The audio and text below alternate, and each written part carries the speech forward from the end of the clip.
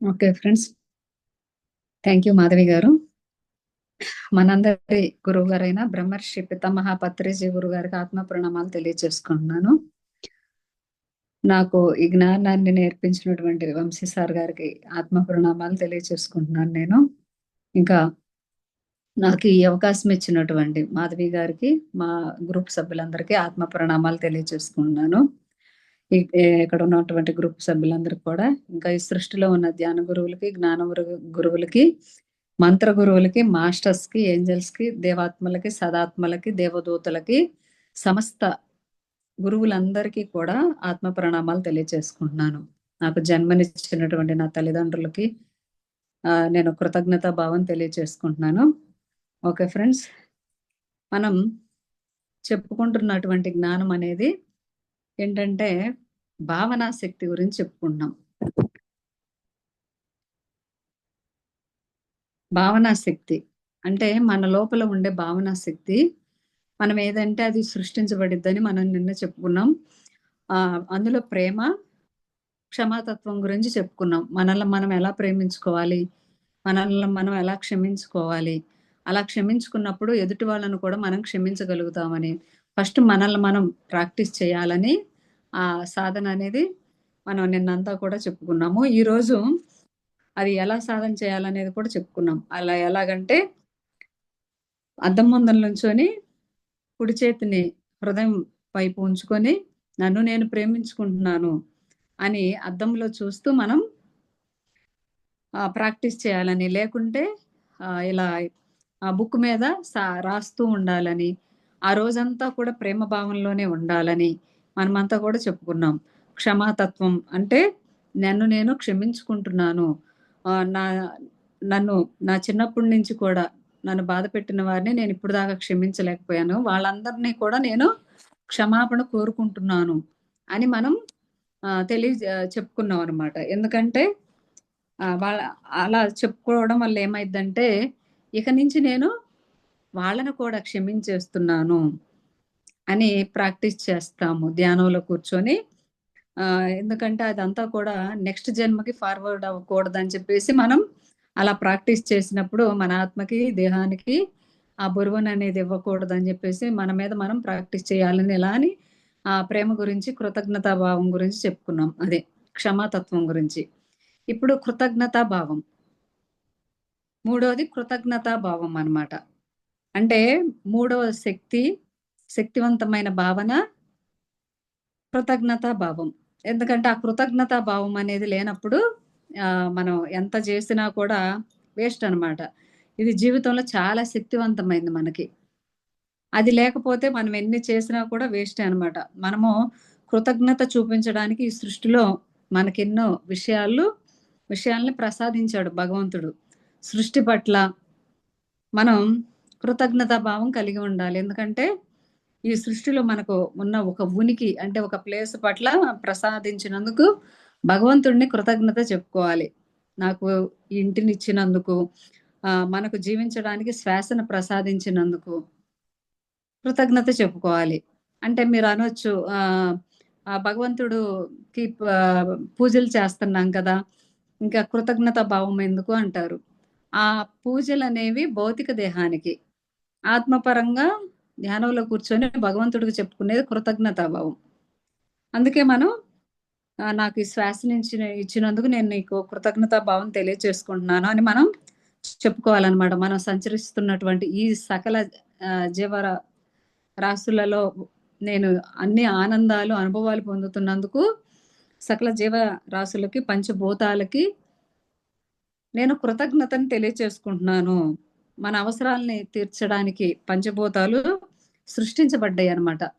అందుకే మరి గాలి, నీరు ఇవన్నీ లేనిది మనం ఉండలేం కదా! ఆకాశం, నేల,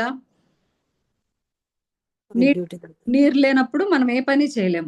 గాలి లేకపోతే మనం శ్వాసను తీసుకోలేం. చూడండి, అప్పుడు కరోనా వచ్చినప్పుడు మనకి గాలి, ఆ శ్వాస అనేది లేక ఆక్సిజన్ సిలిండర్స్‌ని మనం కొనుక్కొని మనిషి చనిపోయే స్థితికొచ్చినప్పుడు కొనుక్కొని కూడా మనిషి గాలిని గూడా కొనుక్కునే పరిస్థితి అనేది వచ్చింది. అంటే నీటిని, గాలిని కూడా మనం ఎప్పుడు కృతజ్ఞతా భావం కలిగి ఉన్నప్పుడు అది మనకి ఇంకా ఎక్కువ అవుతుందని చెప్పేసి తెలుసుకున్నాం. అంటే గాలి కూడా మనకి ఎక్కువగా పనిచేస్తుందని. నీరు కానీ, ఎన్నో లోకాలు, నక్షత్ర మండలాలు, విశ్వాలు మన కోసమే ఉన్నాయి. అంటే భూలోకమే మనం అనుకుంటాము. ఇక్కడే శాశ్వతమైందని. భూలోకం కాదు. ఇంకా ఎన్నో లోకాలున్నాయి, నక్షత్ర మండలాలున్నాయి. అక్కడ జన్మలు తీసుకుంటాము అనే జ్ఞానం మనం ఇప్పుడు తెలుసుకున్నాం. అందుకే మనం ఇక్కడ ఏం చేస్తున్నామంటే ప్రతి దానికి కృతజ్ఞతా భావం మనల్ని చిరంజీవులైన ఆత్మ పదార్థాలుగా సృష్టించినది. ఆ భగవంతుడికి నేను కృతజ్ఞతా భావం తెలియచేసుకుంటున్నాను అని నిరంతరం మనం కృతజ్ఞతా భావాన్ని తెలియచేసుకోవాలనమాట. మనకెన్నో శక్తుల్ని ప్రసాదించినది. శారీరక శక్తి, మానసిక శక్తి, ఆత్మశక్తి మొదలైనవి. ఇవన్నీ కూడా కృతజ్ఞతలు. మరంతే గదా! ఇప్పుడు మాస్టర్స్‌కి, ఏంజెల్స్‌కి, దేవాత్మలకి, సదాత్మలకి మనం కృతజ్ఞతా భావం అనేది తెలియచేసుకుంటున్నాం. ఎందుకంటే మనం పడుకున్నప్పుడు మన ఆత్మ వాళ్ళని కలిసి మనం ఏమేం వర్క్ చేస్తున్నామనేది అవన్నీ కూడా మాస్టర్స్ మనకు ట్రైనింగ్ ఇస్తూ ఉంటారనమాట. పరలోక జ్ఞానాన్ని తెలుసుకోవడానికి మనకో దివ్యమైన త్రినేత్రం త్రినేత్రాన్ని, పరలోక సంచారాన్ని చేయడానికి మన సూక్ష్మ కారణ, మహాకారణం మొన్నొక శరీరాలు సృష్టించినది. అంటే సూక్ష్మ శరీరం, మహాకారణ శరీరం అనేది సృష్టించిద్ది. అంటే మనం పడుకున్న తర్వాత మన ఆత్మ వెళ్ళిపోయిద్దనమాట. బయటికి వెళ్ళిపోయి సూక్ష్మ శరీర యానం చేసిద్ది. మహాకారణ లోకాలకు వెళ్ళిద్ది. అన్ని లోకాలు తిరిగేసి వచ్చిద్దనమాట. ఎందుకంటే మనం జ్ఞానం తీసుకోవాలి కదా! ధ్యానం చేస్తున్నప్పుడు జ్ఞానం తీసుకుంటాం. అదే కాకుండా ధ్యానం చేయకపోయినా కూడా ఆత్మ మన దేహంలో నుంచి బయటికి వెళ్ళిద్ది. అది మనకి ఇన్ని రోజులు తెలీదనమాట. ఎందుకంటే ఒక్కోసారి చూడండి కళ్ళు తెరిచున్నప్పుడు కూడా మన సోల్ అనేది బయటికి వెళ్ళిపోద్ది. ఇలా నిర్ఘాంతపోయి చూస్తూ ఉంటాం కదా! అలా చూస్తూ ఉంటున్నాము అంటే సోల్ అలా వెళ్ళి ఇలా వచ్చిద్దనమాట. ఎందుకంటే కొన్ని మాటలు తీసుకోలేనప్పుడు కొంత అలా షాక్‌లాగా మనకి అనిపిచ్చిద్ది. ఎక్కడైనా మనం మాట్లాడుతూ ఉన్నప్పుడు వాళ్ళ మాటలు మనం వింటున్నప్పుడు కూడా మనం అలా నిర్ఘాంతపోయి చూస్తాం. అప్పుడు వాళ్ళు మనల్ని కదిలిచ్చి అంటారు చూడండి. మీరు నేను చెప్పింది విన్నారా అని అడుగుతారు. అడిగినప్పుడు మనం లే ఒక్కసారి చెప్పండి. మళ్ళీ ఒకసారి రిపీట్ చేయండి అంటాం. ఎందుకంటే ఆ సమయంలో ఆత్మ బయటికి వెళ్ళి లోపలికొచ్చింది. ఒక్క నిమిషం చాలనమాట తనకి అలా వెళ్ళి ఇలా రావడానికి. అందువల్ల ఈ సూక్ష్మ శరీరానికి మహాకారణ లోకాలు తిరగడానికి మనకి ఇచ్చినటువంటి ఈ శరీరానికి మనం చాలా కృతజ్ఞత తెలియచేసుకోవాలి. అంతే కాకుండా ఇలా వ్రాస్తూ పోతే మనం ఈ సృష్టిలో అన్ని ప్రతిదానికి ఇప్పుడు మనం నిద్రలేచిన కాడి నుంచి బెడ్‌కి, అన్నిటికి, దిండుకి, నైట్ నిద్రలోకి వెళ్ళడానికి శరీరం సహకరించినందుకు, ఈ దేహానికి, దేహంలో ఉన్నటువంటి పరమాత్మునికి అన్నిటికీ కృతజ్ఞతా భావం తెలియచేయాలి. అలా మన స్వంత ఆత్మశక్తి పట్ల కూడా నేను ఇంత ఆత్మజ్ఞానాన్ని పొందాను కదా! నీకు నేను కృతజ్ఞతను తెలియచేసుకుంటున్నాను అని మనం చెప్పాలనమాట. మన జీవనం సాగే తీరు తిన్నుల పట్ల కూడా. జీవన విధానంలో మనకి ఎన్నో మార్పులు జరుగుతూ ఉంటాయి. వాటి పట్ల కూడా అంటే చూడండి ఫ్రెండ్స్ ఇక్కడ కాలం అనేది ఎక్కడా కూడా ఆగదు. ఎందుకంటే అలా ఆగుతూ ఉంటే మన జీవితం అక్కడే ఆగిపోయిద్ది. అందుకే కాలం అనేది వెళుతూ ఉంటుంది. ఆ కాలంతో పాటు మనం కూడా ప్రయాణించాల్సిందే. మనకు బాధొచ్చిందని చెప్పేసి, దుఃఖం వచ్చిందని చెప్పేసి అక్కడ ఆగిపోతే మన జర్నీ, మనం వచ్చిన పర్పస్ అనేది అక్కడే ఉండిపోతాం అనమాట. అందుకే మన కుటుంబ సభ్యుల పట్ల, భర్త పట్ల, భార్య పట్ల, పిల్లల పట్ల, తల్లిదండ్రులు, గురువులు అందరి పట్ల మనం కృతజ్ఞతా భావాన్ని తెలియచేయాలి. మనకు ధ్యానం నేర్పిన వారి పట్ల. ఎందుకు వీళ్ళందరి గురించి ఎందుకు చెప్పుకోవాలంటే చెప్పుకున్నప్పుడు విశ్వానికి చేరుతుంది. చేరి వీళ్ళు అందరి పట్ల కృతజ్ఞతా భావంతో ఉన్నారని జెప్పేసి మనకి ఏది ప్రసాదించాలో ప్రకృతి అది ఇస్తుందనమాట. అందుకే చూడండి ఫ్రెండ్స్ ఇక్కడ మనకి చెప్పుకోవడానికి ఎవ్వరూ లేనప్పుడు ఒంటరిగా కూర్చొని పంచభూతాలకు మనం చెప్పుకోవచ్చు. మనకున్న బాధను కానీ ఏదైనా సరే. అప్పుడు పంచభూతాల్లోకి వెళ్ళి భగవంతుడు వింటాడనమాట. విని ఓహో! ఈమె బాధలో ఉంది కాబట్టి ఏదో ఒకటి చేయాలని మనకి ఏదో ఒక విధంగా మార్గం అనేది చూపిస్తాడనమాట. ఎన్నింటిలోనో మనకు ప్రసాదిస్తున్న ఈ జీవితం పట్ల మనం కృతజ్ఞతా భావాన్ని తెలియచేసుకోవాలనమాట. అంతేకానీ ఏడుస్తూ కూర్చుంటే సమస్యొచ్చిందని జెప్పేసి వాళ్ళ గురించి, వీళ్ళ గురించి అతిగా ఆలోచించినప్పుడు మనలో కృతజ్ఞతా భావం అనేది కోల్పోతామనమాట. ఇప్పుడు మనకు చాలా మందంటారు, ఏమని నేను ధ్యానం చేస్తున్నాను. శాశ్వత పరిష్కారం గావాలంటారు. శాశ్వత పరిష్కారం దేనికైనా వచ్చిద్దా? చెప్పండి. ఎందుకంటే శాశ్వతమైన పరిష్కారం రాదు. మనం చేస్తూ ఉంటే వచ్చిద్ది. అంటే ఆ సమస్యకి అప్పటికి పరిష్కారం అనేది వచ్చిద్దనమాట. అంతేకాని శాశ్వతంగా నాలో అసల వారి గురించి ఆలోచనలు రాకూడదు నాకు. ఏదో ఒకటి చెప్పండి రెమెడీ అంటారు. ఎందుకంటే మనలో రెమెడీ అంటే మనలో ఉన్న అరిషడ్ వర్గాలను తీసేయాలి అనమాట. మరి తీసేయాలా? తీసేస్తే మనం బ్రతకగలమా నలుగురిలో? బ్రతకలేం. ఎందుకంటే అవన్నీ ఉండాలి. బ్యాలెన్స్ చేయాలి. వాళ్ళ మీద ఆలోచన స్థితి అనేది పోకుండా ఉండాలనమాట. అంతేకాని శాశ్వతమైన పరిష్కారం కావాలంటే, నువ్వు ఆత్మ పరమాత్మ స్థితికి చేరినప్పుడే శాశ్వతమైన పరిష్కారం అనేది వచ్చిద్దనమాట. అంతేకాని ఊరికే సాధన చేస్తున్నాం. కానీ నాకు అదవ్వట్లేదు, ఇదవ్వట్లేదు అని మాత్రం అనుకోవద్దు. ఎందుకంటే మనం ఎప్పుడూ కూడా కుటుంబం పట్లేమో ఆహ్, ఇంకా చాలు తృప్తి పడాలి. ఆధ్యాత్మిక జ్ఞానం పట్లేమో నిరంతరం సాధన చేస్తూ ఉండాలి. అసంతృప్తితో ఉండాలనమాట. అంటే ఇంకా నేర్చుకోవాలి, ఇంకా నేర్చుకోవాలి. ఇప్పుడు నేర్చుకుంది నేను కొంచెమే.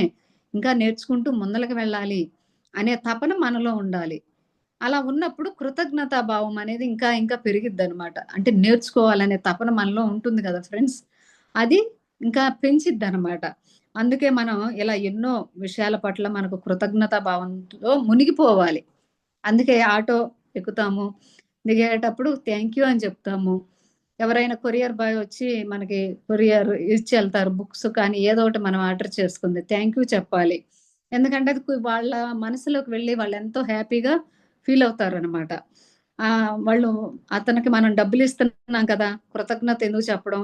థాంక్ యూ ఎందుకు చెప్పడం అనంటే అది మనకు కూడా చాలా హ్యాపీగా అనిపిచ్చిద్ది. ఎందుకంటే తను అక్కడి నుంచి మంచిగా చాలా తన డ్యూటీ అనేది పర్ఫెక్ట్‌గా చేశారు కాబట్టి మనం ఆ కృతజ్ఞతా భావాన్ని మునిగిపోవాలి. కానీ మానవుడు దృష్టి అంతా తనకు లేని దానిపైన కేంద్రీకృతం అవుతుంది. అంతే గదా! ఇప్పుడు అంటారు ఇక్కడ నేను చెప్తాను.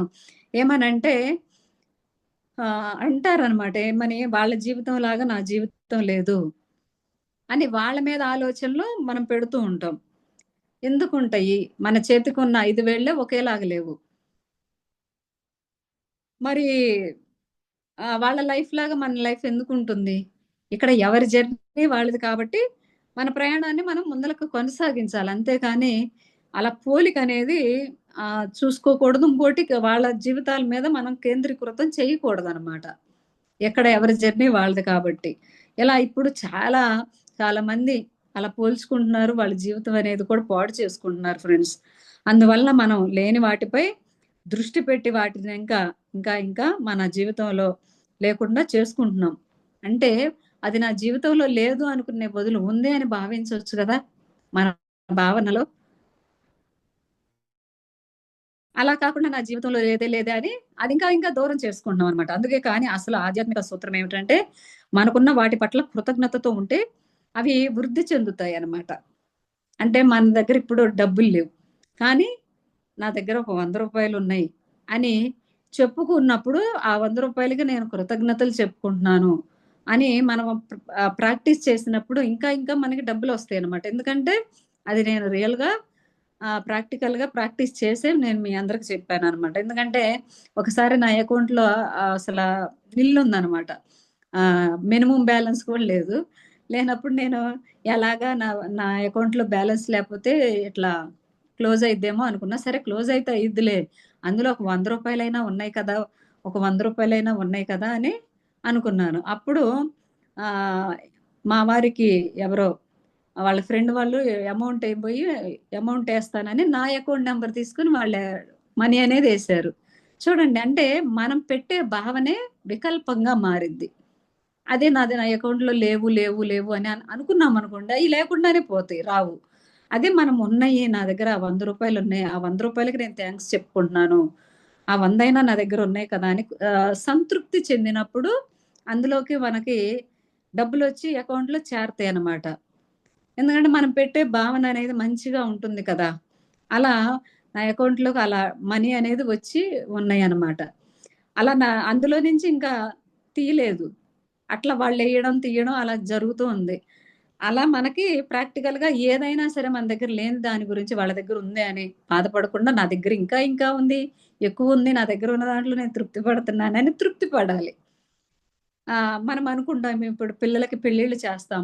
పెళ్ళిళ్ళు చేసిన తర్వాత వాళ్ళ లైఫ్ పార్ట్నర్‌తో వాళ్ళు మంచిగా ఉండాలని కొంచెం అమ్మా, నాన్న మీద ప్రేమ తగ్గుతూ ఉంటుంది. తగ్గినప్పుడు కొంచెం వాళ్ళు కూడా బ్యాలెన్స్ చేయగలగాలి గదా! ఒక ఇప్పుడు ఒక పురుషుడు అంటారు భార్య రాంగాలనే నా మీద ప్రేమ తగ్గిందని. అలా ఏం తగ్గదు. ఎందుకంటే వాళ్ళు కూడా పాపం 2 వైపులు బ్యాలెన్స్ చేయాలి గదా! మరి వచ్చిన ఆమెను చూసుకోవాలి గదా!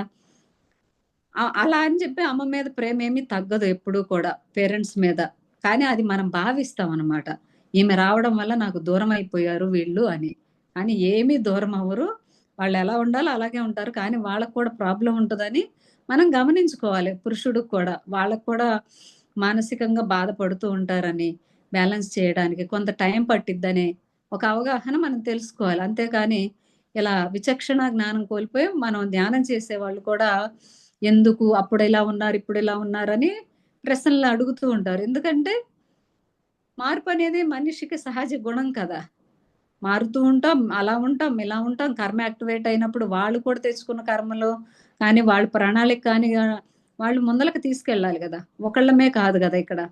కుటుంబ సభ్యులే కాదు. తన యొక్క జీవితం కూడా ముందలకి తీసుకెళ్ళాలి. అందుకే మనం ఎందుకు అని మనం కూర్చొని ప్రశ్నేసుకున్నప్పుడు నీకెందుకు అని సమాధానం ఇచ్చిద్ది నీ మనసు.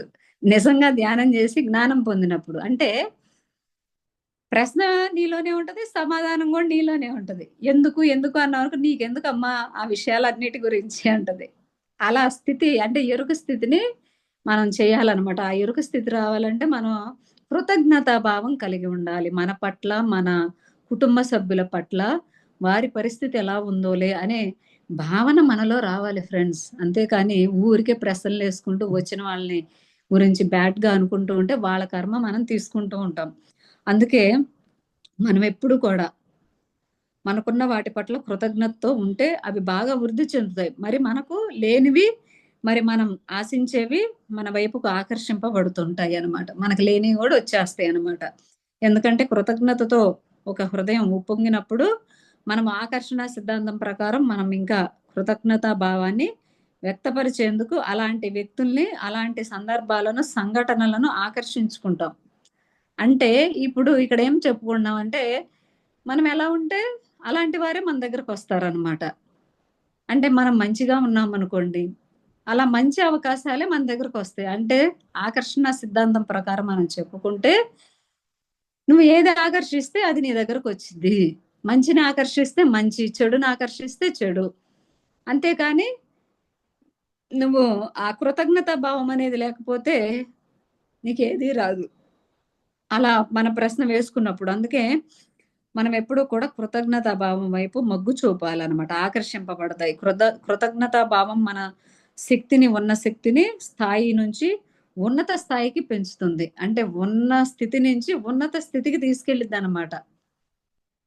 అంటారు ఆహ్, మరి భిక్షవాడిని కూడా అండి అని ఎందుకంటారు అంటారు. అనాలి. ఎందుకంటే ఒకప్పుడు తను కూడా మంచిగా ఉన్నతంగా జన్మ తీసుకొనొచ్చిన వాడే కదా! తన యొక్క ప్రణాళికలో తను చాలా ఉన్నతంగా ముందలకి వెళ్తున్నాడు కదా! అని. ఆ కృతజ్ఞతా భావం అనేది ఉండబట్టే గదా! ఈరోజు మనం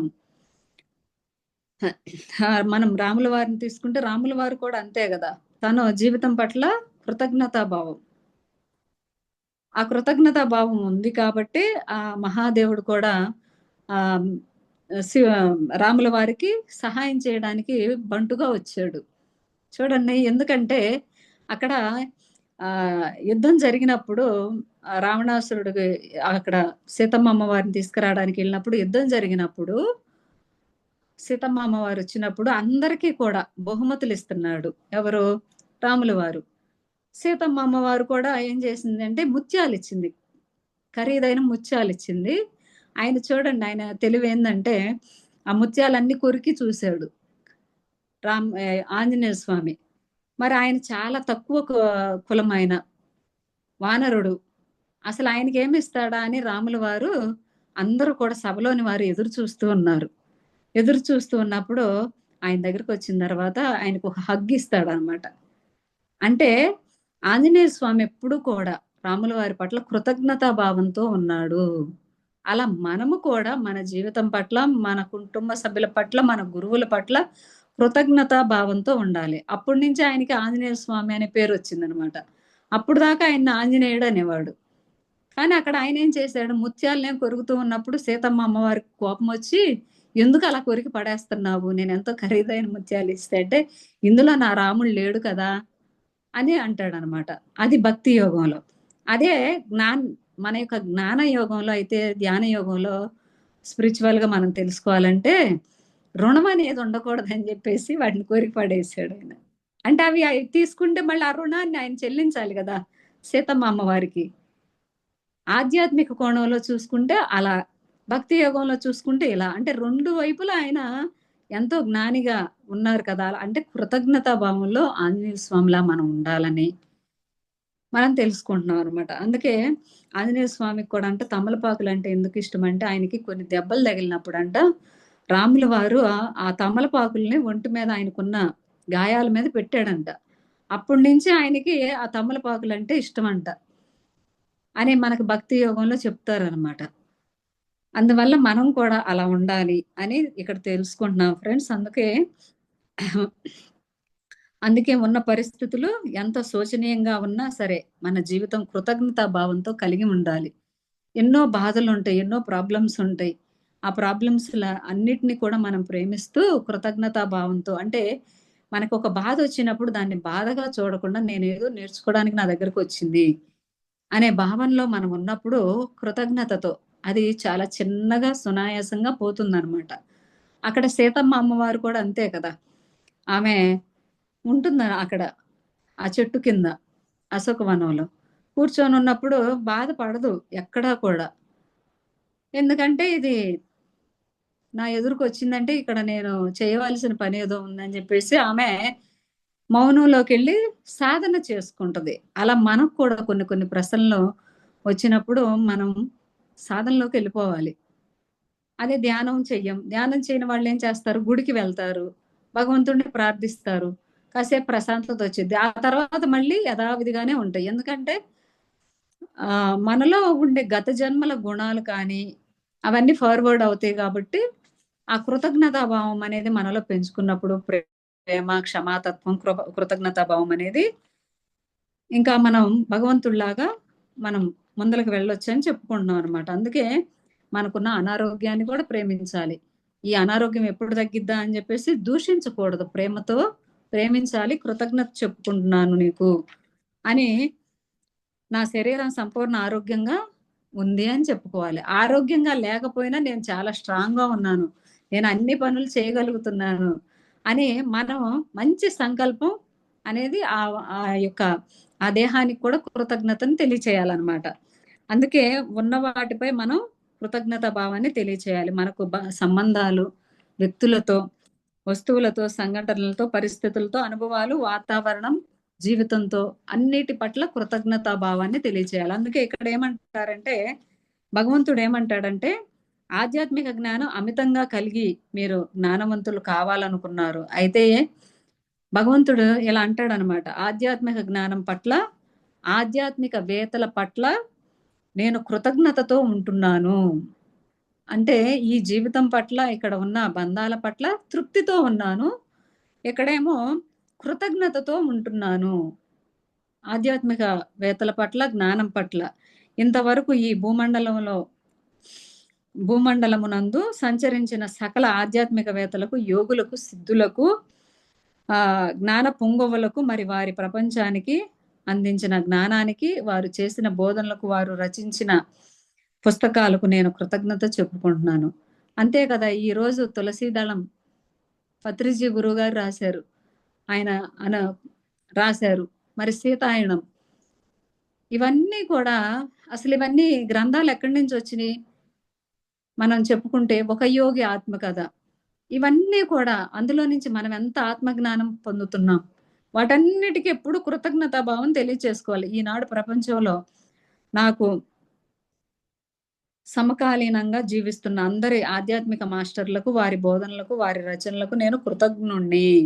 ఎందుకంటే వాళ్ళందరూ మాకు అందించారు కాబట్టే, ఈరోజు నేను నా జీవితాన్ని ఆధ్యాత్మికంగా నేను జీవించగలుగుతున్నాను. వాళ్ళలా జీవించారంటే, ఇంకా ఇప్పుడు అన్నీ పెరిగినియనమాట.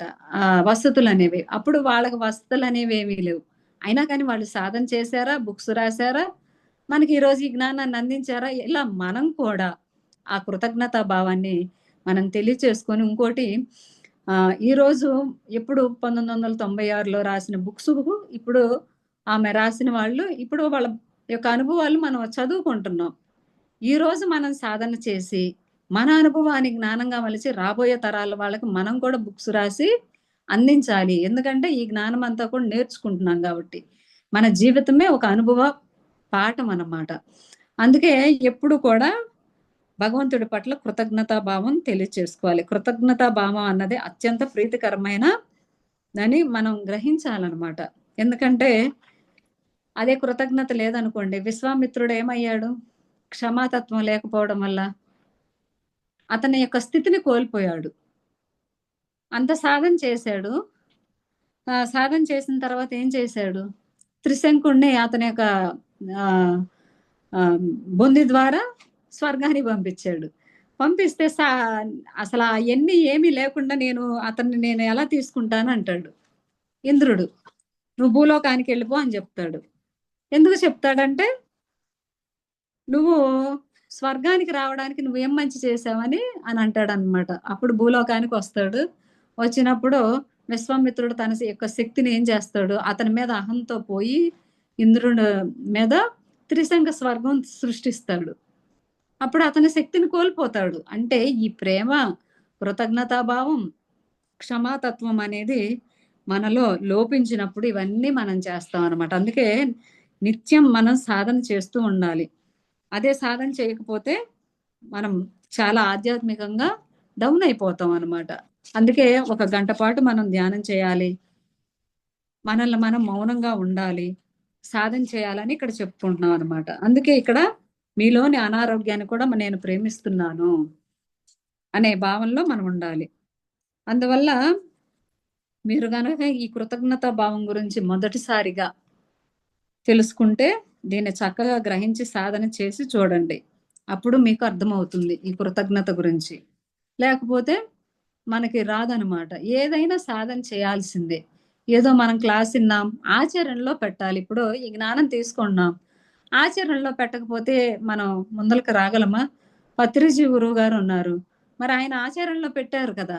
ఇప్పుడు రమణ మహర్షి ఉన్నారు. ఆయన కూడా ఆచరణలో పెట్టారు కదా! చూడండి ఆయన గిరి ప్రదక్షిణ చేస్తున్నప్పుడు ఆహ్, ఆయన గోచి గుడ్డనంట కొంచెం చింపి ఆయన శిష్యుడికిస్తాడంట. ఒక చిన్న ముక్కని. ఇది నువ్వు పట్టుకో అని. అన్నప్పుడు ఇక ప్రదక్షిణ చేస్తూ ఉన్నప్పుడు ఎదురు ఒక రాయి ఆయన కాలికి తగిలిద్దంట. తగిలినప్పుడు అక్కడ రక్తం వచ్చిద్ది బొటన వేలుకి. అప్పుడు ఆ శిష్యుడు అంటాడంట, "అయ్యా! నీకు తెలిసినప్పుడు దాన్ని తొలగించుకోవచ్చు కదా!" అనంటే, "లేదు, లేదు తొలగించుకోవడం కాదు. దాన్ని అనుభవించి, ప్రేమించి వదిలేయాలంటాడంట." రమణ మహర్షి గారు. అప్పుడు ఆ యొక్క గుడ్డ పీలకని ఆ కాలికి చుట్టుకుంటాడంట. అంటే చూడండి ఎంత మహానుభావులే దాన్ని వాళ్ళు తీసుకున్నప్పుడు మనము కూడా తీసుకొని ప్రేమించి కృతజ్ఞతా భావంతో, క్షమాతత్వంతో ఉండాలని ఇక్కడ మనం చెప్పుకుంటున్నామనమాట. అలా ఈ కృతజ్ఞత గురించి మనం చివరగా ఒక మాట చెప్పుకుందాం. ఉదాహరణకు మీకొక చిన్న పిల్లవాడు ఒక చాక్లెట్ ఇచ్చాడనుకోండి.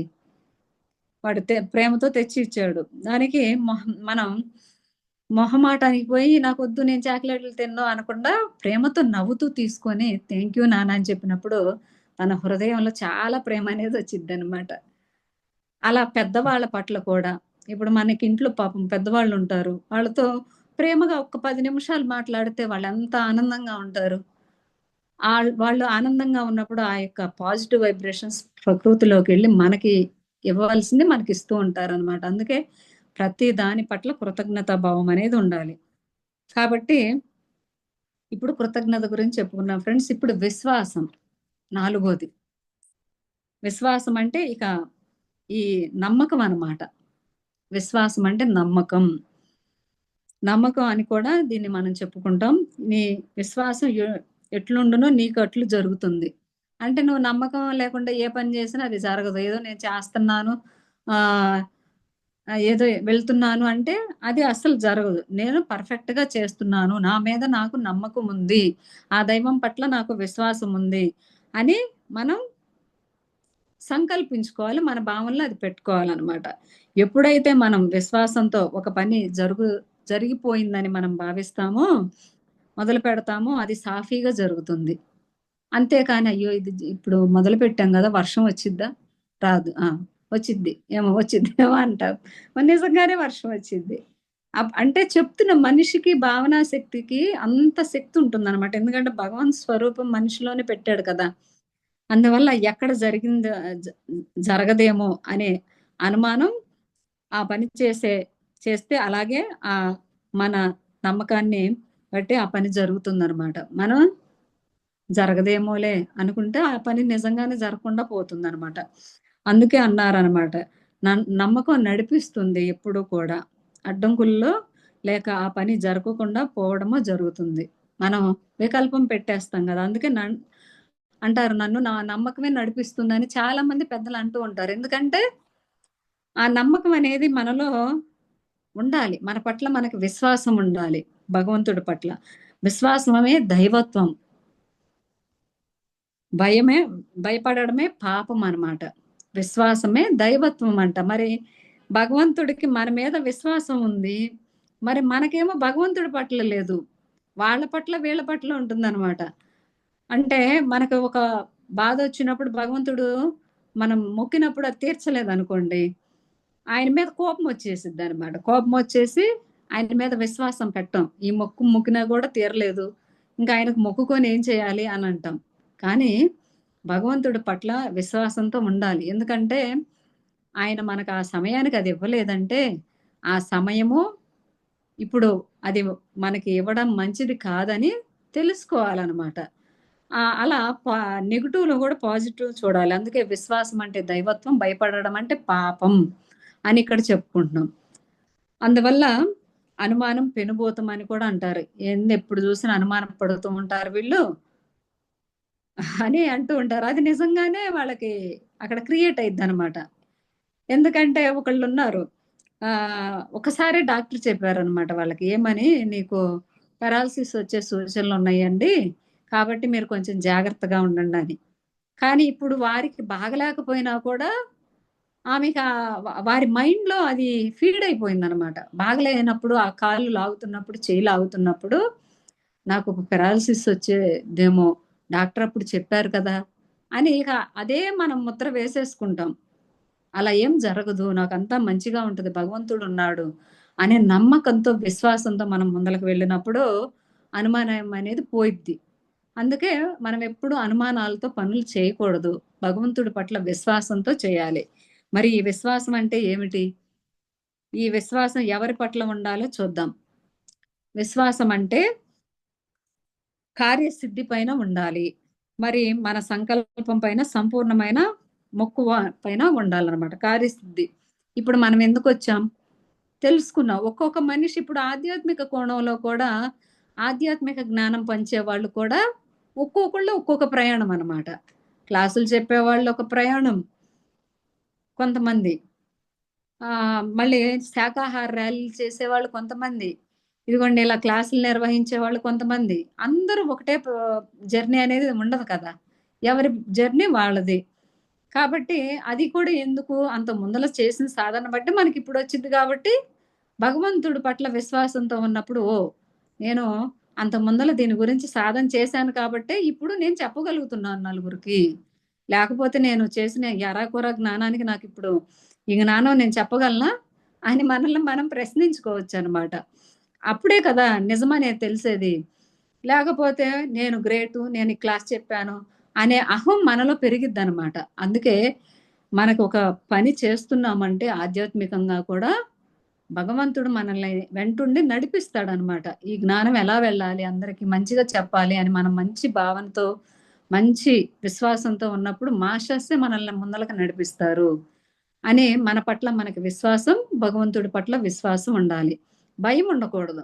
అయ్యో! నేను అక్కడికెళ్తున్నాను కదా! దానికి అక్కడికి వెళ్ళినప్పుడు వాళ్ళు ఎన్ని ప్రశ్నలు అడుగుతారో నేను చెప్పగలనో లేదో అనే భయం ఉందనుకోండి చెప్పలేము. లేదు నేను చెప్పగలను. నాకు భగవంతుడు అండ ఉంది. లేకుంటే నేనిలా ఎందుకు చేస్తాను అనేది మనం విశ్వాసం కలిగి ఉన్నప్పుడు మనం చాలా ముందలకి వెళ్ళగలమని చెప్పుకుంటున్నాం. అందుకు జీవితం నాకు అనుకూలించదేమో అని అనుమానం. చూడండి ఇక్కడ మనం కొన్ని ప్రశ్నల్ని చూద్దాం. ఈ విశ్వాసాన్ని వ్యక్తం చేయక ఎన్ని విధాలుగా అనుమాన పడతామో చెప్తున్నాం. నీ నా ఈ జీవితం నాకు అనుకూలంగా ఉండదేమో! అంటే నేనిప్పుడు ఇంకో ఇంటికెళ్తున్నాను పెళ్లి చేసుకొని, అక్కడ వాళ్ళందరూ నాతో మంచిగా ఉండరేమో అనే వికల్పం. దైవత్వం నన్ను అంగీకరించదేమో!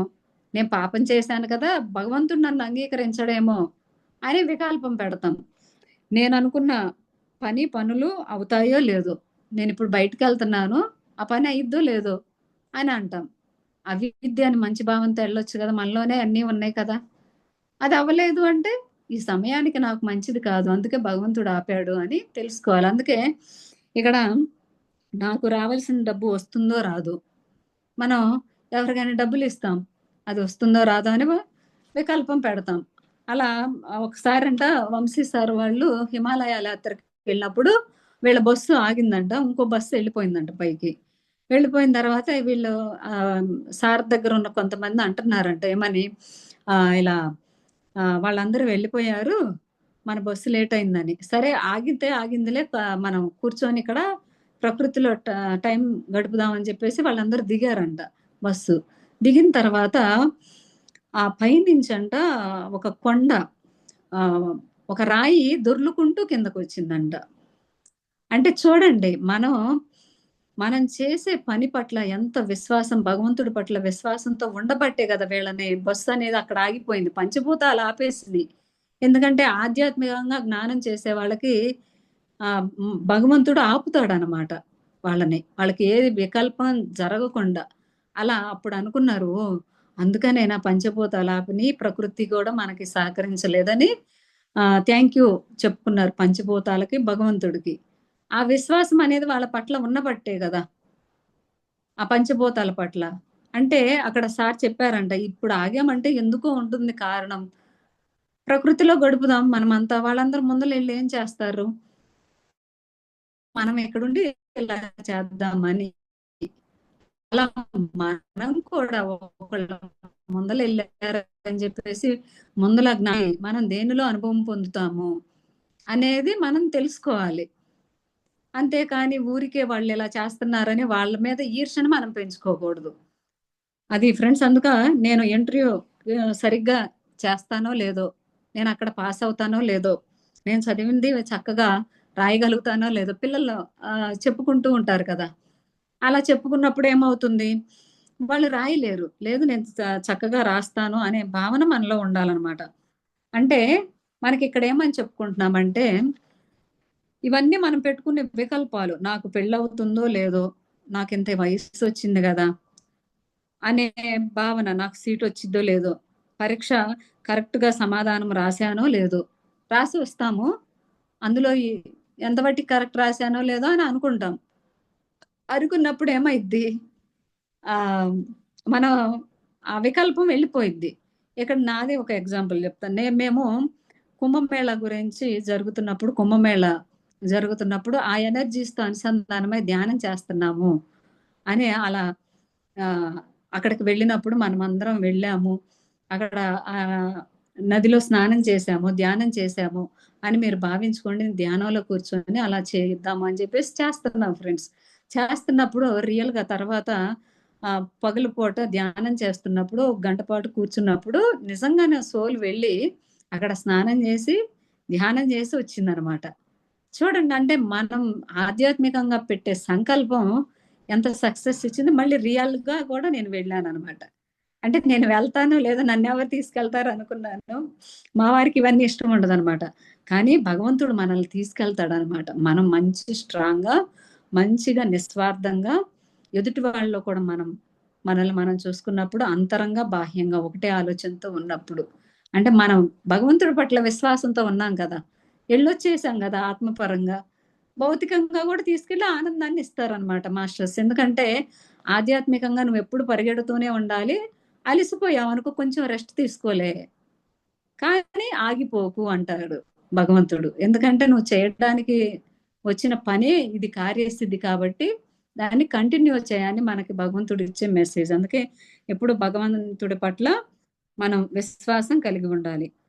మరి ఈ విశ్వాసాన్ని ఎలా మన హృదయంలో నింపుకోవాలంటే ఎందుకు మనలో మన పట్ల జీవితం పట్ల అవిశ్వాసం ఉంది?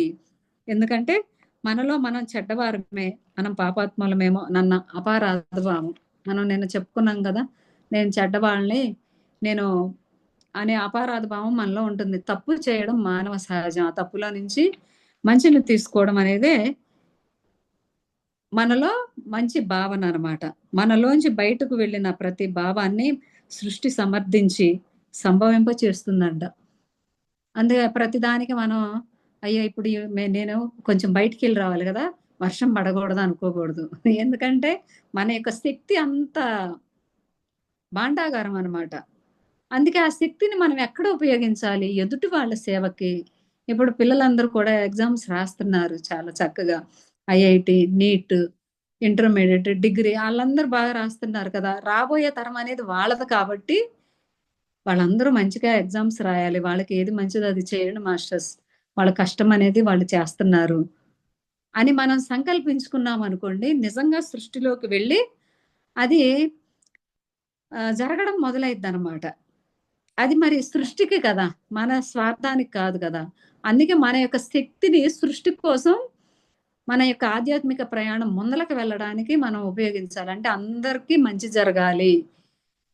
అందరూ మంచిగా ఉండాలి. వాళ్ళ యొక్క కర్మను మంచిగా అనుభవించగలిగే శక్తిని వాళ్ళకి ఏది మంచిదో అది ఇవ్వమని మనం భగవంతుడిని వేడుకున్నప్పుడు అది సంభవించబడుతుందనమాట. అందుకే ఉదాహరణకు నాకిప్పుడు ఒక రూ. 1,00,000 కావాలి అన్న భావన వదిలామనుకుందాం. అంటే మనకి చాలా టైట్‌గా ఉంటది.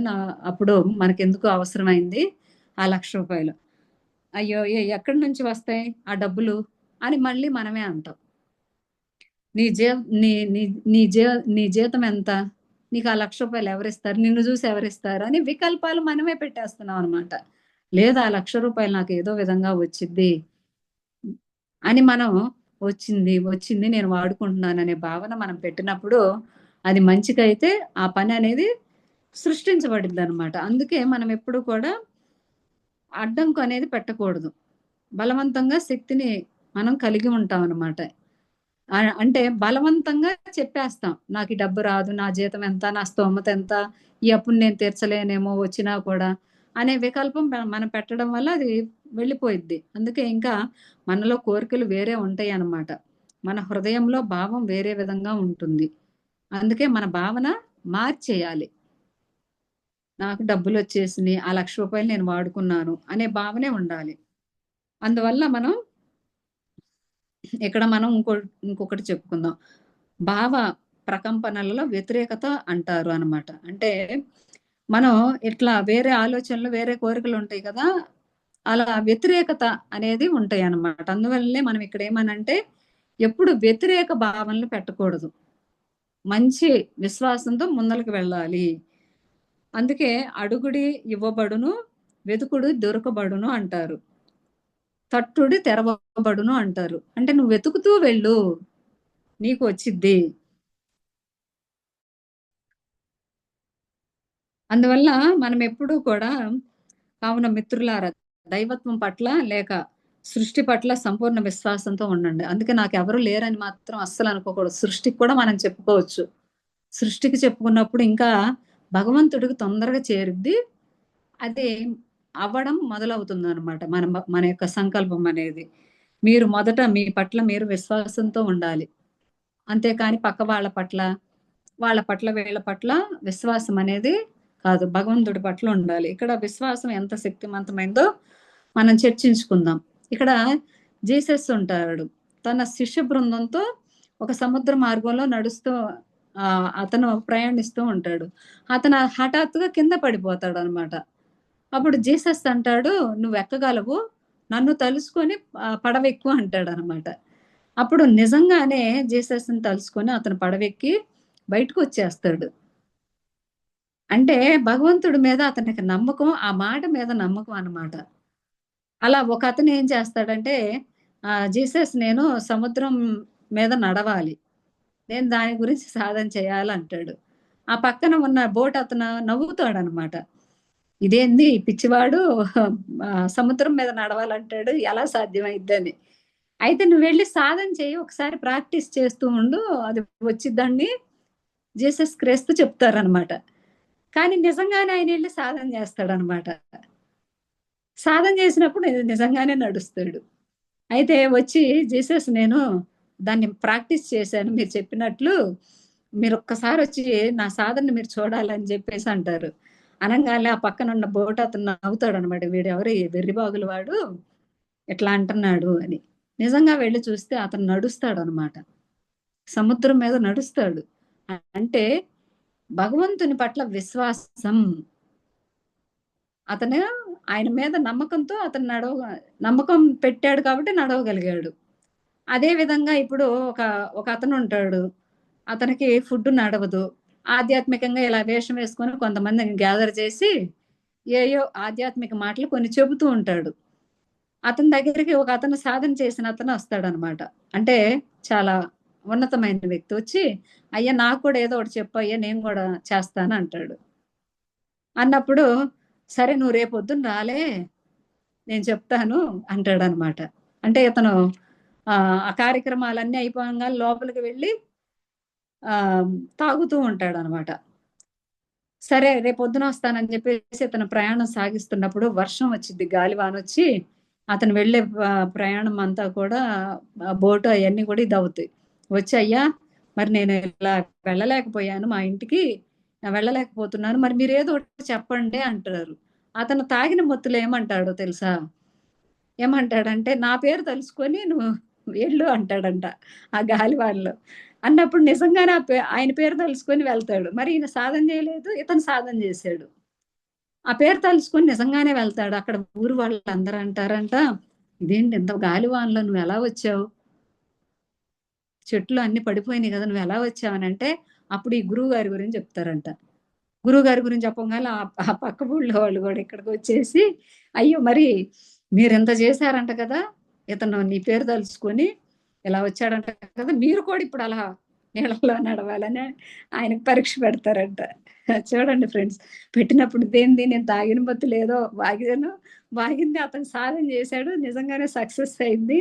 అని పాపం ఈయనేం చేస్తాడు నిజంగా నడవాలి. సరే వాళ్ళందరూ గొడవ చేస్తున్నారు గదా! అప్పుడు ఈయన నేను నడవగలనో లేదో అనుకుంటూ వెళ్ళాడు. ఆయన నడవలేకపోయాడు. అంటే ఇతనికి అతని మీద విశ్వాసం ఉంది. ఇతని మీద ఇతనికే విశ్వాసం లేదు. ఎవరికి? గురువుకి. ఎందుకంటే ఏదో తాగిన మత్తులో చెప్పినా కూడా ఆ మాట పట్ల మనం విశ్వాసం అనేది ఉంటే మనం ముందలకు వెళ్ళొచ్చని ఇక్కడ జీసస్ ప్రభువు ద్వారా మనం తెలుసుకుంటున్నామనమాట.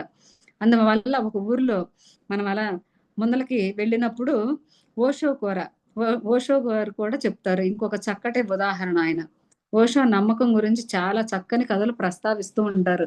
కానీ ఆయన చేసిన పనుల వల్ల ఆయన్ని ఇప్పుడు చానాళ్ళు దూరంగా పెట్టేశారు. కానీ ఆయన జ్ఞానం అనేది అనంతమైంది. ఎందుకంటే ఆయన ఏమని చెప్తారంటే, ఒకటి మీరు తప్పు చేస్తున్నారంటే దాన్ని పొందడానికి వచ్చారు కాబట్టి పొంది వదిలేయండి. దాన్ని కంటిన్యూ చేయొద్దని చెప్తారు ఓషో జ్ఞానం.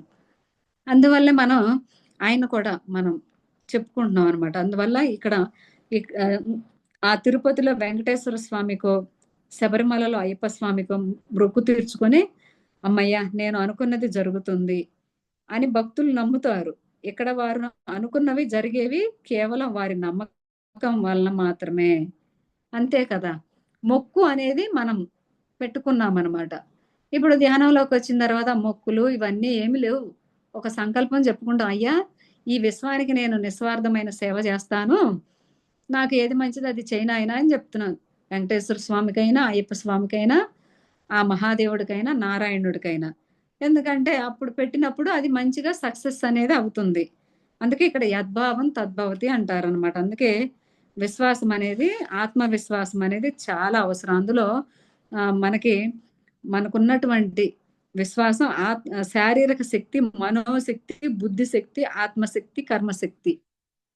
ఇలా 5 రకాల శక్తులు అనేవి ఉన్నాయన్నమాట. అంటే చూడండి, శారీరక శక్తి మన శరీరంలో శక్తి ఉంటుంది అని తెలుసుకుంటాం. మనోశక్తి నీ లోపల మనోశక్తి అనేది ఉంటుందని తెలుసుకున్నాం. బుద్ధి శక్తి నీ బుద్ధి పట్టే ఆలోచనలు వస్తూ ఉంటాయని. ఆత్మశక్తి అంటే చూడండి, అంతర్శక్తి, ఆత్మశక్తి అనేది వేరనమాట. ఎందుకంటే ఆత్మవిశ్వాసం మనకుండేది. అంటే ఆత్మవిశ్వాసం అంటే మన పట్ల మనకుండే విశ్వాసం అని అర్థం. నేను ఆత్మవిశ్వాసాన్ని చంపుకొని నేను ఏ పని చేయనంటాం చూడండి. అది చాలా ముఖ్యం. ఇది జీవితంలో చాలా ప్రధానమైందనమాట. మనమందరం ఈ భూమండలంలో మనసనే ముసుగు వేసుకొని సంచరిస్తున్నాం అన్నమాట. అందుకే ఆత్మస్వరూపులము, మరి సాక్షాత్తు దైవాలము. కనుక మనం ఆత్మవిశ్వాసాన్ని కలిగి ఉండాలి. కాబట్టి మన పట్ల మనకి అంతర్విశ్వాసం ఉండాలి. అంటే మన మనసు విశ్వాసం ఉండాలి. ఆత్మవిశ్వాసం కూడా కలిగి ఉండాలని ఇక్కడ మనం చెప్పుకుంటున్నాం ఫ్రెండ్స్. ఇంకా నెక్స్ట్‌ది ప్రశంస. ఐదోది. ఈ ప్రశంస అనేది మరొక శక్తివంతమైన భావన. ప్రశంస. దీన్నే కాంప్లిమెంట్ అని కూడా అంటారనమాట. ఇప్పుడు క్లాస్ చెప్పారనుకోండి, మీరు బాగా చెప్పారు. చాలా మాకు బాగా జ్ఞానం అనేది అందిందని మనం చెప్పుకుంటాం. ఎందుకంటే అలా ప్రశంసించడం వల్ల ఇంకా జ్ఞానం అనేది పంచగలుగుతాం మనం. అంటే పొగడ్త, కాంప్లిమెంట్ ఇవన్నీ కూడా వీటన్నిటి కిందకొస్తాయి. దీనికి కూడా అనూహ్యమైన శక్తి ఉందనమాట. అలా కాంప్లిమెంట్ ఇవ్వడం వల్ల వాళ్ళు ఇంకా మంచిగా జ్ఞానాన్ని ఇంకా ఎక్కువ చేసి చెప్పాలి. లేకుంటే ఇంకా ఎక్కువ మంచి పనులు చేయాలని మనం భావిస్తూ ఉంటాం అన్నమాట. మనము ఎవరినైనా ప్రశంసిస్తే ఆ వ్యక్తి ఎంత ఆనందానికి లోనవుతాడో కదా! అంతే కదా! చాలా ఆత్మానందం కలిగిద్ది. మరి వారు ఎంత చక్కగా మీరు చెప్పిన పని తిరిగి చేస్తారో మనకు తెలుసనమాట. ఇప్పుడు ఇక్కడ ఒక క్లాస్ చెప్పుకున్నాం. చెప్పుకున్న తర్వాత మంచిగా ఇంకా క్లాసులు కావాలని అడుగుతూ ఉంటారనమాట మన వాళ్ళు. ఎందుకంటే మన ఈ జ్ఞానం అనేది అందరి మైండ్‌లోకి వెళ్ళినప్పుడు మీరు ప్రశంసిస్తూ ఉంటారు. ఇంకా నేను ఆనందంతో ఇంకా చెప్పాలని మనం భావిస్తూ ఉంటాం. అదే ఏదో చెప్తున్నారు, వింటున్నాము అని వదిలేసామనుకోండి, మనకి చెప్పాలని అనిపించదనమాట.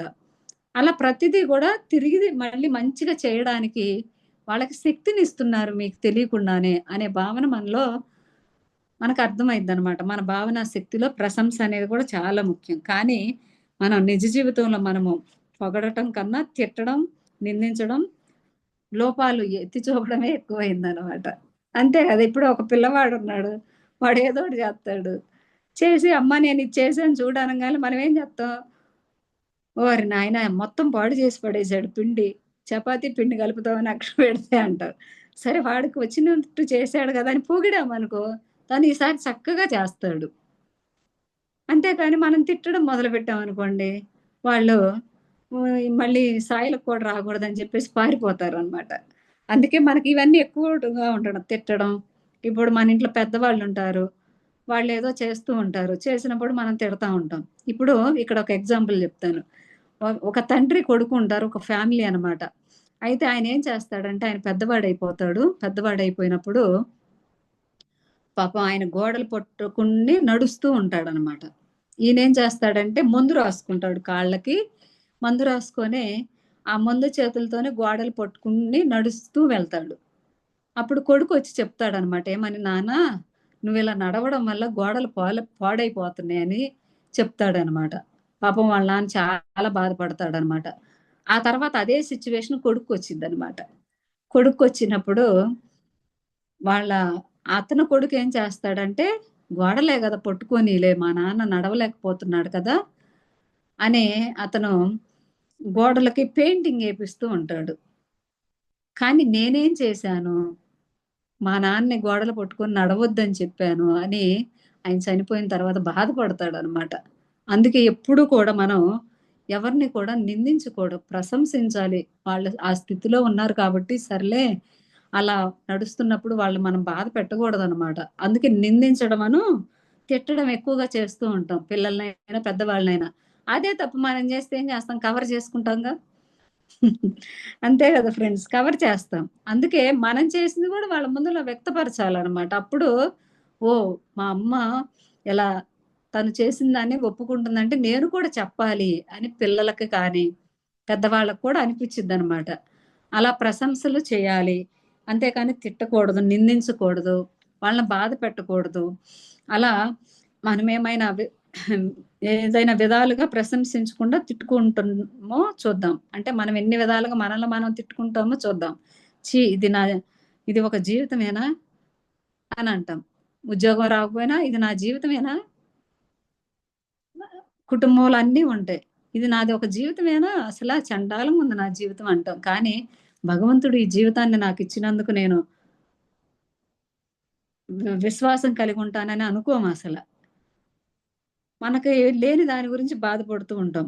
ఓరి భగవంతుడా! నాకెందుకు ఈ జీవితం ఇచ్చావు? నన్నన్ని కష్టాల పాలు చేశావు. నువ్వు ఉన్నావా? పోయినావా? అని భగవంతుడిని గూడా తిడతాం. ఎందుకంటే మనకు బాధొచ్చినప్పుడు నువ్వున్నావా? పోయినావా? అంటాం. ఆయన అన్నీ చూస్తూనే ఉంటాడనమాట. నువ్వు గనక నాకు కనిపిస్తే నీ అంతు చూస్తానంటాం. చూడండి.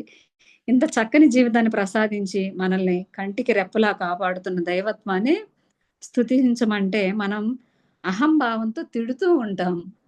చక్కటి జీవితం మరి మనకంటే కింది వారిని చూసుకోవాలి గదా! మనకంటే పైన వారిని ఎందుకు చూసుకోవాలి?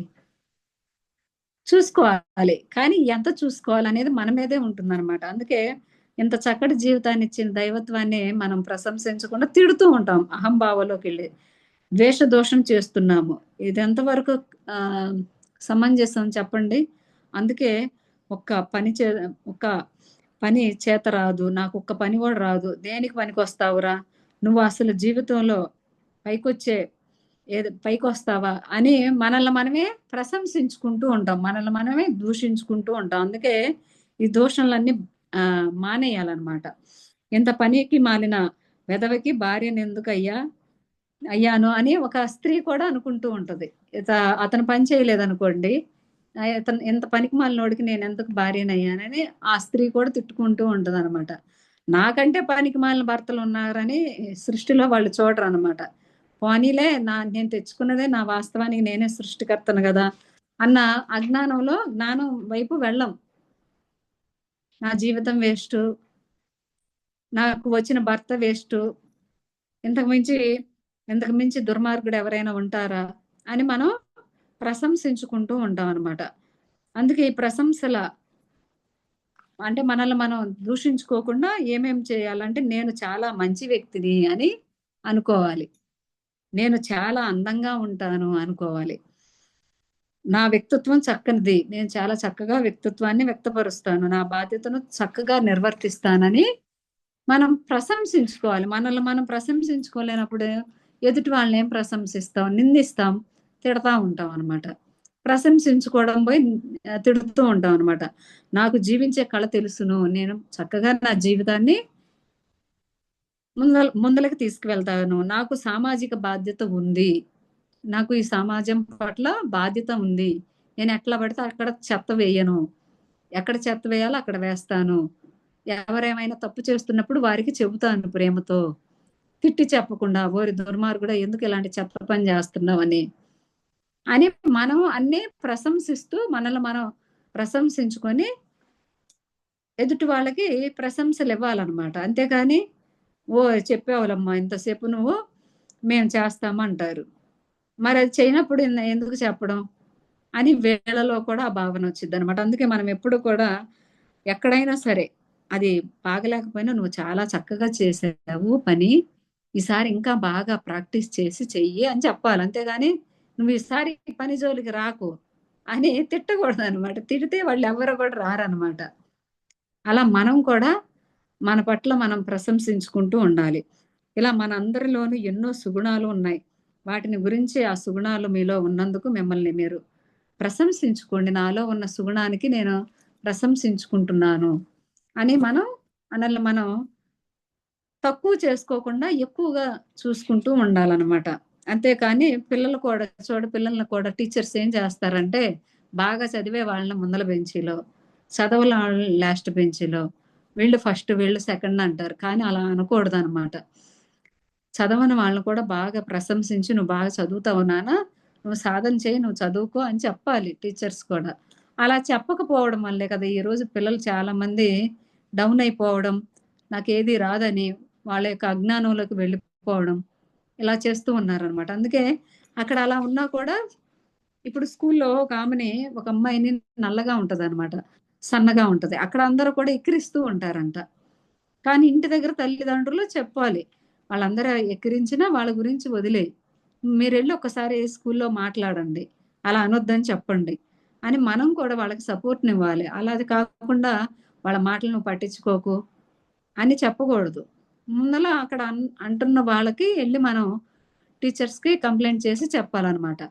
కానీ ఇప్పుడేం చేస్తున్నావు? వాళ్ళ గురించి నీకెందుకు? నువ్వు చదువుకోవడానికెళ్తున్నావా? అని పిల్లల్ని తిడుతూ ఉంటాం. వాళ్ళు చెప్పేది వినాలి గదా! First of all. కానీ మనం వినమే. మన వాడే సరిగ్గా లేదు. అందుకే వీడిలా చెప్తున్నాడు. స్కూలుకి వెళ్ళడానికి వంకలు చెప్తున్నాడని మనమే ప్రశంసిస్తూ ఉంటాం. వారు చెప్పింది గూడా మనం వినాలనమాట. అలా మనం ఎవరిలో ఏ గుణాన్ని చూస్తే ఆ గుణం మనకు ప్రతిస్పందిస్తుంది. చెడు గుణాన్ని చూసామనుకోండి అది మనలోనికొచ్చేసిద్ది. అందుకే మనల్ని ఎప్పటికప్పుడు ఆరా లాగ్ చేసుకోవాలి. చక్కగా జ్ఞానం తీసుకోవాలి. తీసుకున్న జ్ఞానాన్ని ఆచరణలో పెట్టాలి. అందువల్ల మనం ఏం చేయాలంటే, ఈ ప్రశంసల వర్షం అనేది మన మీద మనం ప్రాక్టీస్ చేసి, ఎదుటి వాళ్ళ మీద కూడా ఆ ప్రశంసల వర్షం అనేది కురిపించినప్పుడు ఇప్పుడు మా అత్తగారున్నారు. నా మాట వినదు అని అనుకోకూడదు. మా అత్తగారు నేను చెప్పింది వింటుంది అని మన మనసులో ప్రశంసించుకుంటే, వాళ్ళు నిజంగానే వింటారనమాట. అంతేకాని వినరు. నా భర్త నా మాట వినడు. నా పిల్లలు నా మాట వినరు అని కోపంగా చెప్తే నిజంగానే జరగదు. లేదు నేను ప్రేమతత్వంతో నేను చెబుతాను. అది జరిగి తీరుతుంది. అని మనం ప్రశంస అనే మన భావనలో పెట్టామంటే అది రియల్‌గా జరుగుతుందనమాట. అందుకే మనిషి చేయవలసిన మూడే పనులు తన స్వంత దివ్యత్వాన్ని గుర్తు తెచ్చుకోవాలి. నాకు ఎంత దివ్య శక్తి ఉందో తెలుసా? ఆ దివ్య శక్తిని నేను నా మీద నేను ప్రశంసించుకుంటూ, ఎదుటి వాళ్ళని దూషించకుండా ప్రేమతత్వంతో ఉంటాను అని మన దివ్యత్వాన్ని గుర్తు చేసుకోవాలి. ఆధ్యాత్మిక శాస్త్రాన్ని జపం అంటే ఆచరణలో పెట్టాలి. ఏదో ధ్యానం చేస్తున్నాం. ఇదిగో ఈ 4 గోడల మధ్యలో ధ్యానం చేసాం. బయటికెళ్ళి బూతులు తిట్టాం. ఆహ్, ఈ బూ ఈ ధ్యానం ఏమైపోయింది? అందుకే ఆచరణలో పెట్టాలనమాట. ప్రతి ఒక్క జ్ఞానాన్ని మనం రోజు వారిలో ఏదో ఒక ఆధ్యాత్మిక జ్ఞానం తీసుకుంటాం. దాన్నేం చేయాలి? ఆచరణలో పెట్టాలి. ఆచరణలో పెట్టకపోతే ఇయన్నీ సాధ్యం కాదు. విశ్వాసమైన, ప్రశంసైన, కృతజ్ఞతా భావమైన, క్షమాతత్వమైన, ప్రేమైన. ఫ్రెండ్స్ ఇది ఈరోజు క్లాసు. థాంక్ యూ మాధవి గారు. థాంక్ యూ సో మచ్ అండి.